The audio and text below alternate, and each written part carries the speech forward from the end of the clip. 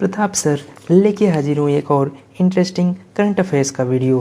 Welcome to my YouTube channel online study dose. अब सीखे फटाफट यूट्यूब चैनल पे डेली करंट अफेयर्स के वीडियो सीरीज़ में आपका स्वागत है। आज है 19 मार्च 2021। 19 मार्च 2021 से करंट अफेयर्स के जितने भी इंपॉर्टेंट क्वेश्चन बनते हैं हम इस वीडियो में डिस्कस करेंगे। चलिए वीडियो स्टार्ट करते हैं। आज का पहला इंपॉर्टेंट क्वेश्चन है, हाल ही में किस राज्य सरकार ने राज्य के ठंडे रेगिस्तानी इलाकों में सीबक थॉर्न के पौधों को लगाने का फैसला किया है? इसका सही आंसर है option number D, Himachal Pradesh. हाल ही में हिमाचल प्रदेश सरकार ने राज्य के ठंडे रेगिस्तानी इलाकों में सीबक थॉर्न के पौधों को लगाने का फैसला किया है। यह एक झाड़ी होती है जो नारंगी पीले रंग की खाने योग्य बेरों का उत्पादन करती है। भारत में यह पौधा हिमालय क्षेत्र में ट्री लाइन से ऊपर पाया जाता है। सीबक थॉर्न का पौधा मिट्टी को बांधे रखने में भी मदद करता है, जो मिट्टी के क्षरण को रोकता है। चलिए अब आपको हिमाचल प्रदेश के बारे में बात करें। हिमाचल प्रदेश का गठन 25 जनवरी 1971 को हुआ था। वर्तमान मुख्यमंत्री हैं श्री जयराम ठाकुर जी, जो कि आपको इमेज में दिखाई दे रहे हैं। Governor Shri Bandaru Dattatreya, capital Shimla, first CM Yashwant Singh Parmar, first governor S Chakravarti ji. Lok Sabha seat 4, Rajya Sabha seat 3, total district है 12। हिमाचल प्रदेश का हाईकोर्ट हिमाचल प्रदेश में है। चीफ जस्टिस हैं लिंगप्पा नारायण स्वामी जी। चलिए आपको मैप में दिखाते हैं, ये मैप में हिमाचल प्रदेश। अगले क्वेश्चन पे जाने से पहले अगर ये वीडियो को पसंद आ रही हो तो लाइक और शेयर ज़रूर कर दें। साथ ही में हमारे Telegram channel online study dose को भी ज़रूर ज्वाइन कर लें। वहाँ आपको सारे पीडीएफ एक साथ मिल जाएंगे। पीडीएफ को ओपन करने के लिए आपको सिंपली 4 अंकों का पासवर्ड डालना होगा। पासवर्ड इसी वीडियो में आपको एक एक करके बताया जाएगा। फर्स्ट डिजिट है 0 यानी कि 0। क्वेश्चन नंबर 2 की तरफ चलते हैं। क्वेश्चन नंबर 2, विश्व वायु गुणवत्ता 2020 की रिपोर्ट के अनुसार विश्व में सबसे प्रदूषित राजधानी कौन बन गई है? ऑप्शन नंबर ए, दिल्ली सही है। बात करें विश्व वायु गुणवत्ता 2020 की रिपोर्ट के मुताबिक विश्व में सबसे प्रदूषित राजधानी अब दिल्ली बन गई है। दुनिया के 30 सर्वाधिक प्रदूषित शहरों में से 22 भारत में हैं। हालांकि रिपोर्ट बताती है कि 2019 से 2020 तक दिल्ली की हवा की गुणवत्ता में लगभग 15% का सुधार हुआ है। इसमें यह भी कहा गया है कि सुधार के बावजूद दिल्ली दुनिया के 10वें सबसे प्रदूषित शहर और शीर्ष प्रदूषित राजधानी के रूप में स्थान पर है। भारत के वायु प्रदूषण के प्रमुख स्रोतों में परिवहन, खाना पकाने के लिए बायोमास जलाना, बिजली उत्पादन, उद्योग निर्माण, अपशिष्ट जलाना और एपिसोडिक कृषि जलाना शामिल है। चलिए चलते हैं क्वेश्चन नंबर 3 की तरफ। क्वेश्चन नंबर 3 है, प्रधानमंत्री नरेंद्र मोदी के किस प्रमुख सलाहकार ने निजी कारणों से अपने पद से इस्तीफा दे दिया? इसका सही आंसर ऑप्शन नंबर डी, पीके सिन्हा जी। बात करें प्रधानमंत्री नरेंद्र मोदी के प्रमुख सलाहकार पीके सिन्हा ने अपने पद से इस्तीफा दे दिया। उन्होंने इस्तीफे के पीछे निजी कारणों का हवाला दिया है। पिछले साल सितंबर के महीने में पीके सिन्हा को पीएम मोदी का प्रमुख सलाहकार बनाया गया था। इससे पहले पीके सिन्हा 4 साल तक कैबिनेट सचिव के पद पर भी रहे थे। वे उत्तर प्रदेश कैडर के 1977 बैच के रिटायर्ड आईएएस अधिकारी हैं। चलिए आपको इमेज में दिखाते हैं, ये आपको इमेज में दिखाई दे रहे हैं, ये हैं पीके सिन्हा जी। चलिए चलते हैं क्वेश्चन नंबर 4 की तरफ।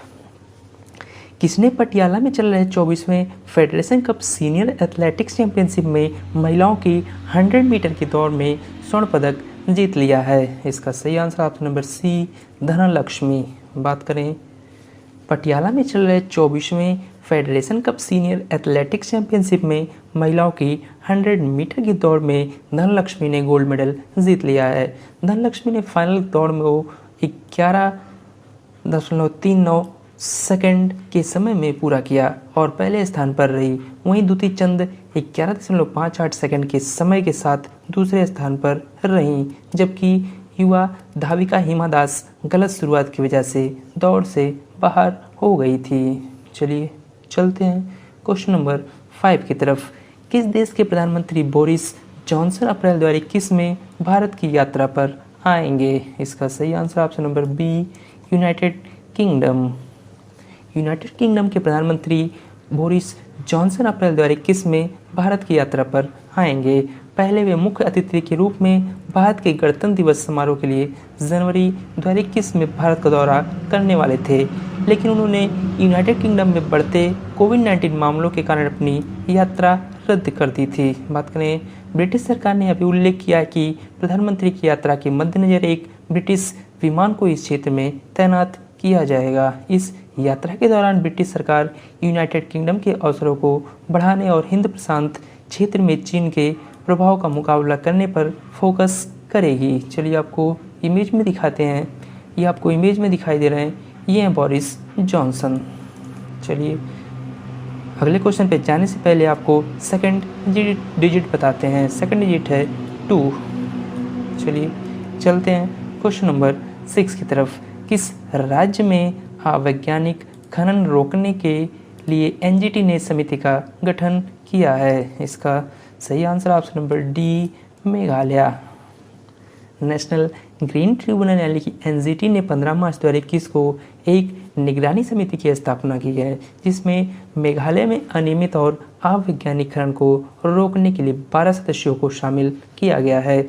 इसके मुख्य पॉइंट की बात करें तो एनजीटी अध्यक्ष न्यायमूर्ति आदर्श कुमार गोयल की अध्यक्षता वाली पीठ ने इस बात पर प्रकाश डाला कि राज्य प्राधिकरण पब्लिक ट्रस्ट सिद्धांत के अनुसार दुर्लभ प्राकृतिक संसाधनों के संरक्षण के लिए काम करने के लिए बाध्य है। चलिए अब आपको मेघालय के बारे में बात करें। मेघालय का गठन 21 जून 1972 को हुआ था। वर्तमान मुख्यमंत्री श्री कॉनरेड के संगमा जी, जो कि आपको इमेज में दिखाई दे रहे हैं। गवर्नर है सत्यपाल मलिक जी।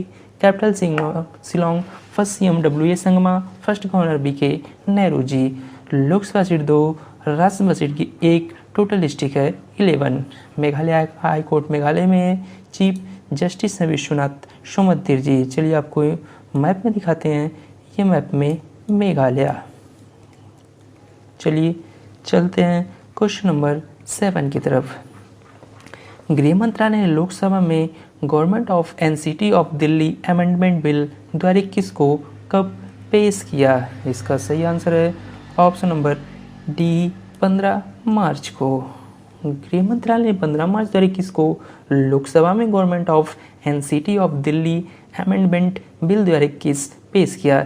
इस बिल के मुताबिक दिल्ली के राष्ट्रीय राजधानी क्षेत्र में सरकार का अर्थ यह है कि दिल्ली का उपराज्यपाल होगा या दिल्ली के एलजी को उन मामलों में भी विवेकाधीन शक्तियां प्रदान करता है जहां कानून बनाने की शक्ति दिल्ली की विधानसभा के पास है। यह प्रस्तावित विधेयक यह सुनिश्चित करने का प्रयास किया गया है कि मंत्रिपरिषद या दिल्ली मंत्रिमंडल के किसी भी निर्णय के लागू होने से पहले एलजी को आवश्यक रूप से एक अवसर दिया जाए। चलिए चलते हैं क्वेश्चन नंबर 8 की तरफ। केंद्रीय मंत्रिमंडल ने भारत और किस देश के बीच खेल और युवा मामले में सहयोग पर समझौता ज्ञापन पर स्वीकृति दे दी है? इसका सही answer option number A, Maldives. बात करें, प्रधानमंत्री नरेंद्र मोदी की अध्यक्षता में केंद्रीय मंत्रिमंडल ने 16 मार्च 2021 को भारत और मालदीव के बीच खेल और युवा मामले में सहयोग पर समझौता ज्ञापन पर अपनी स्वीकृति दे दी है। खेल और युवा मामले में सहयोग पर समझौता ज्ञापन पर नवंबर 2020 में हस्ताक्षर किए गए थे। इसके लिए भारत के युवा मामले और खेल मंत्रालय और मालदीव के युवा खेल और सामुदायिक अधिकारिता मंत्रालय के बीच हस्ताक्षर किए गए थे। चलिए आपको मालदीव्स के बारे में बातें हैं। मालदीव्स की कैपिटल है माले। प्रेसिडेंट है इब्राहिम मोहम्मद साली, जो कि आपको इमेज में दिखाई दे रहे हैं। करेंसी है मालदीवियन रुपया। बात करें पार्लियामेंट नेम की तो मजलिस मेडाक्सॉन। चलिए आपको मैप में दिखाते हैं, ये मैप में मालदीव्स। चलिए चलते हैं क्वेश्चन नंबर 9 की तरफ। MPLADS फंड को कोविड-19 महामारी के कारण किस वर्ष तक निलंबित कर दिया गया है? इसका सही आंसर ऑप्शन नंबर ए, 2022 तक। केंद्र सरकार ने घोषणा किया कि कोरोना महामारी के कारण सांसद स्थानीय क्षेत्र विकास योजना यानी कि MPLADS फंड 2020-21 और 2021-22 के लिए प्रदान नहीं किया जाएगा, केंद्रीय वित्त मंत्री निर्मला सीतारमण ने राज्यसभा को बताया कि 2019-20 के लिए MPLADS फंड वित्त मंत्रालय द्वारा जारी किया गया और जिलों को भेजा गया था। चलिए आपको MPLADS का फुल फॉर्म बताते हैं। इसका फुल फॉर्म है member of parliament local area development scheme. इसकी स्थापना मतलब इसका गठन दिसंबर 1993 में हुआ था। चलिए चलते हैं क्वेश्चन नंबर 10 की तरफ। रूस और किस देश ने चंद्र अनुसंधान स्टेशन के लिए समझौता ज्ञापन पर हस्ताक्षर किए हैं? इसका सही answer option number B China. बात करें रूस और चीन ने चंद्र अनुसंधान स्टेशन के लिए समझौता ज्ञापन पर हस्ताक्षर किए। अंतर्राष्ट्रीय चंद्र विज्ञान स्टेशन अनुसंधान और प्रयोगात्मक सुविधाओं का एक परिसर होगा जो चंद्रमा की सतह पर या फिर इसकी कक्षा में बनाया जाएगा। इस परिसर को बहुउद्देशीय और बहुविषयक अनुसंधान कार्य करने के लिए निर्मित किया जाएगा। चीन और रूस इस परियोजना पर अंतर्राष्ट्रीय सहयोग को भी बढ़ावा देंगे। चलिए आपको चाइना के बारे में बातें हैं। चाइना की कैपिटल है बीजिंग। प्रेसिडेंट है शी जिनपिंग जी, जो कि आपको इमेज में दिखाई दे रहे हैं। करेंसी है रेनबिनबी। नेशनल डे अक्टूबर। बात करें चाइना के नेशनल गेम की तो टेबल टेनिस। बर्ड वाइडियन पांडा। फ्लावर है प्लम ब्लॉसम। पार्लियामेंट नेम है नेशनल पीपल्स कांग्रेस। चलिए आपको मैप में दिखाते हैं। ये मैप में चाइना। चलते हैं अगले क्वेश्चन पे जाने से पहले आपको थर्ड डिजिट नोट करा दें। थर्ड डिजिट है 4। अगर ये वीडियो आपको पसंद आ रही हो तो अपने दोस्तों के बीच शेयर ज़रूर कर दें। अगर आपको ये वीडियो अच्छी लग रही है थोड़ी सी तो एक लाइक ज़रूर ठोक दें और हमारा मनोबल बढ़ाएं। चलिए चलते हैं क्वेश्चन नंबर 11 की तरफ। My life in full work family and our future किस भारतीय का संस्मरण है? इसका सही answer option number B Indira Nooyi. बात करें my life in full work family and our future 65 वर्षीय पेप्सिको की पूर्व CEO इंदिरा नूई का संस्मरण है। यह पोर्टफोलियो बुक्स द्वारा सितंबर 2021 के महीने में प्रकाशित किया जाएगा। यह बचपन से लेकर दुनिया की सबसे शक्तिशाली महिलाओं में से एक बनने तक उनके जीवन का वर्णन करता है। इंदिरा नूई ने 12 साल तक पेप्सिको की CEO के रूप में भी कार्य किया था। चलिए आपको इमेज में दिखाते हैं।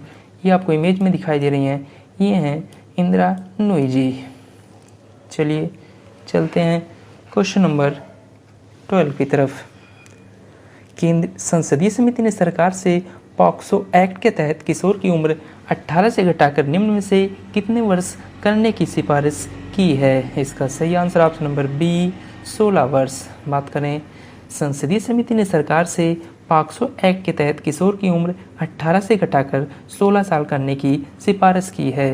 कांग्रेस सांसद आनंद शर्मा की अध्यक्षता वाली गृह मामलों की अस्थायी समिति ने अपनी रिपोर्ट को राज्यसभा में सौंप दिया है। इसमें कहा गया है कि पॉक्सो एक्ट में बड़ी संख्या में ऐसे मामले थे जहां अपराधियों की उम्र कम थी। लिहाजा यह बेहद आवश्यक है कि इन प्रावधानों पर फिर से विचार किया जाए, क्योंकि ऐसे अपराधों में ज़्यादा नाबालिग बच्चे पकड़े जा रहे हैं। चलिए चलते हैं आज के लास्ट क्वेश्चन नंबर 13 की तरफ। हाल ही में गृह मंत्रालय ने नागालैंड, मणिपुर, मिजोरम और किस राज्य को म्यांमार से भारत में अवैध अंतर्वाह की जांच करने का निर्देश दिया है? इसका सही आंसर है option number B Arunachal Pradesh. हाल ही में गृह मंत्रालय ने नागालैंड, मणिपुर, मिजोरम और अरुणाचल प्रदेश को म्यांमार से भारत में अवैध अंतर्वाह की जांच करने का निर्देश दिया है। इस संबंध में सीमा सुरक्षा बल यानी असम राइफल्स को भी निर्देश दिए गए हैं। म्यांमार से पलायन कर आने वाले बहुत सारे रोहिंग्या पहले से ही भारत में रह रहे हैं। भारत देश में प्रवेश करने वाले सभी शरणार्थियों को अवैध प्रवासी मानता है। चलिए आपको अरुणाचल प्रदेश के बारे में आते हैं। अरुणाचल प्रदेश का गठन 20 फरवरी 1987 को हुआ था। वर्तमान मुख्यमंत्री हैं श्री पेमा खांडू जी, जो कि आपको इमेज में दिखाई दे रहे हैं। Governor brigadier V D Mishra, capital Itanagar, first CM Prem Khandu Thungon, first governor Bhishma Narayan Singh ji. Lok Sabha seat 2, Rajya Sabha seat 1, total district है 16। बात करें गुवाहाटी हाईकोर्ट अरुणाचल प्रदेश, असम, मिजोरम, नागालैंड के न्यायिक क्षेत्र में आता है। चीफ जस्टिस हैं सुधांशु धुलिया जी। चलिए आपको मैप में दिखाते हैं। ये मैप में अरुणाचल प्रदेश। चलिए पिछले दिन के ऑनलाइन करंट अफेयर्स को रिवीजन कराते हैं। जम्मू और कश्मीर प्रशासनिक परिषद ने आवास और शहरी विकास विभाग के 2 लाख रुपए तक के ब्याज मुक्त ऋण प्रदान करने के प्रस्ताव को मंजूरी दे दी है। बात करें यूएसए देश यूएई को पीछे छोड़कर भारत का दूसरा सबसे बड़ा तेल आपूर्तिकर्ता देश बन गया है। हाल ही में सुप्रसिद्ध कथकली नर्तक चेमनचारी कुनी रमन नायर का निधन हो गया है। सेबी संस्था ने एक नियम की घोषणा की है जिसने बैंकों के अतिरिक्त टियर 1 बॉन्ड्स को 100 वर्ष की परिपक्वता के साथ स्वीकार करने की मांग की है। बात करें संस्कृति मंत्री की अध्यक्षता में अगले 2 वर्षों तक सरस्वती भारती नदी का अध्ययन करने के लिए एक सलाहकार समिति का गठन किया गया है। अंतर्राष्ट्रीय सौर गठबंधन के महानिदेशक के रूप में अजय माथुर जी ने पदभार ग्रहण कर लिया है। हाल ही में भारत और फिनलैंड देश के बीच वर्चुअल समिट 2021 का आयोजन किया गया। बात करें हाल ही में एनपीसीआई शिकायत निवारण के लिए भीम ऐप पर यूपीआई हेल्प लॉन्च किया है।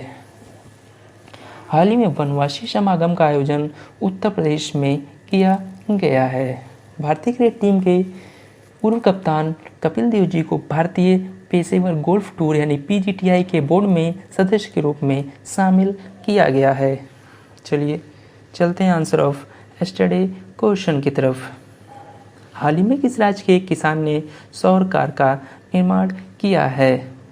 क्वेश्चन नंबर इसका सही आंसर था ऑप्शन नंबर बी उड़ीसा। चलिए चलते हैं क्वेश्चन नंबर 2 की तरफ। राष्ट्रीय टीकाकरण दिवस कब मनाया गया? इसका सही आंसर था ऑप्शन नंबर बी 16 मार्च को।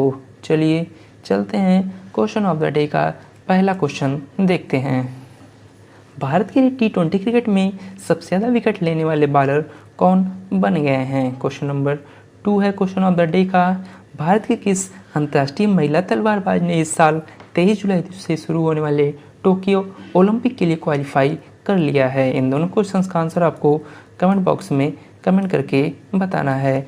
ऐसे ही डेली करंट अफेयर्स की वीडियो के लिए आप अपने चैनल ऑनलाइन स्टडी डोज को सब्सक्राइब करें। वीडियो अच्छी लगी तो लाइक और शेयर ज़रूर करें। साथ ही में हमारे Telegram channel online study dose को ज़रूर ज्वाइन कर लें। आपको इस टेलीग्राम चैनल का लिंक आपको डिस्क्रिप्शन में मिल जाएगा। और आप लोग हमारे आज रात 10:30 बजे वाली वीडियो जो कि करंट अफेयर्स का शॉर्ट वीडियो होगा ज़रूर देख लें। आज का लास्ट डिजिट नोट कर लें, लास्ट डिजिट है 6। Thank you.